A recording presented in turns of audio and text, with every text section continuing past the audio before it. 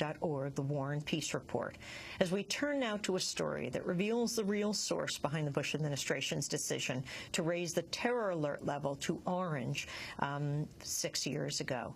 It was December 2003. Department of Homeland Security Secretary Tom Ridge warned of, quote, near-term attacks that could either rival or exceed what we experienced on September 11th. He claimed the information came from credible sources. But a new report in the latest issue of Playboy magazine by investigative journalist Aram Roston shows that the source was a man who convinced the Bush White House, the CIA, the Navy, Special Forces Command, the Air Force, and the Senate Intelligence Committee that the TV network Al Jazeera was transmitting secret messages to al-Qaeda sleepers. Dennis Montgomery operated a small software company out of Nevada. He said he could predict terrorist attacks by decrypting secret barcodes hidden in Al Jazeera's broadcasts. The Bush administration relied on Montgomery for years to determine when to increase the terror threat level. Well, I recently interviewed journalist Aram Roston, author of The Man Who Pushed America to War, The Extraordinary Life, Adventures, and Obsessions of Ahmed Chalabi. His article is called The Man Who Conned the Pentagon.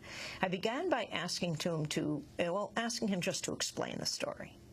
It was one of the most bizarre intelligence operations I've ever heard of. A man who was not necessarily a scientist, but he was a self-proclaimed scientist and a self-proclaimed inventor. He claimed he'd found these secret messages. He claimed he decoded al-Qaeda's secret communications to sleeper terrorists around the world. And he was doing this in this warehouse in Nevada on his computer. People in the administration took him seriously, and people in the intelligence services took him seriously. Not everybody. Some people thought this was complete nonsense, because it was. But enough people took him seriously that it had immense effects on people across the world and in America. Well, first of all, let's go to that moment when the terror alert was raised. It was almost exactly 6 years ago, right? December 21st, 2003, raised to orange. Why? This fellow, Dennis Montgomery. And who is he? He is a self-proclaimed scientist. He doesn't have much of a scientific education. He had a 2-year degree in medical technology, and he was an inventor and a self-proclaimed computer programmer. I don't know how much skills he has as a software programmer, but he said that in Al Jazeera he was finding these hidden numbers shaped as barcodes. Who was he telling this to? He had access to the intelligence services, to a division within the CIA called Science and Technology, and he had that through political contacts that his financier had.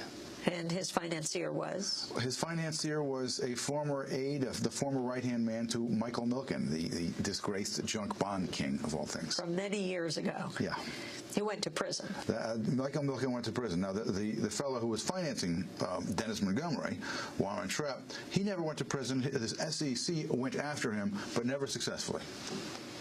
And how did he get these contracts, and what exactly did he say? I mean, explain what you're saying, because, I mean, this is not just the crazy fantasizing of one guy. You have Donald Rumsfeld, the Secretary of Defense, talking about, Al Jazeera being a terrorist network. That's very true.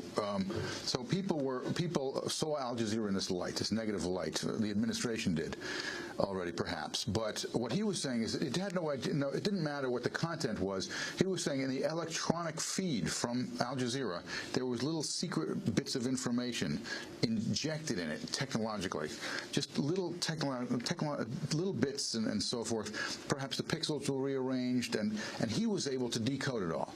He was able to decode it all and translate it into numbers. Those numbers, he said, were latitudes and longitudes. In other words, it was a stream of video, and he was finding these latitudes and longitudes, times, flight numbers, and he would just churn that out.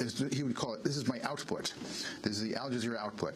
And he had figured out a way that somehow Al Jazeera was al-Qaeda's method of transmitting this data secretly. What it would have required, of course, is all these terrorists around the world to have some sort of decoding equipment that could have unscrambled it, which was... And these longitudes and latitudes were supposedly of attacks? Yeah. Sometimes it wasn't even a latitude and longitude. Sometimes it was just the latitude, just one number. And he was like, it's somewhere around here, and he would just work and say, it's here. And then, it was, you'd have scares like Tappahannock, Virginia was one place, a little town in Virginia, or somewhere in Seattle, or Galveston, Texas, near the fuel tanks, and they would react. And they would cancel planes, for example, around the holidays, like the French airlines, Air France. Exactly. That was one particular period when they took him. For some reason, he was taken very seriously. It was during that orange alert, and he was the source for all those numbers that were those flights that were. He was the reason those flights were canceled. Most people in the administration didn't even know where it was coming from. Only a tiny group knew of Dennis Montgomery, a very tiny group, perhaps a handful of people at the CIA. A slightly bigger group knew about this crazy Al Jazeera bit. They knew the substance of what he was saying. But that part got to the Bush White House, it got to the Homeland Security, and it made its way to the administration. And by the way, it's all still classified. Even though they all know it's false, it's still classified. And how much money did he get? No one knows for sure. It looks like his companies over the years have received $30 to $40 million. From the U.S. government? Yeah. His company called E-Trepid? The first company was E-Trepid. More recently, he operated through a couple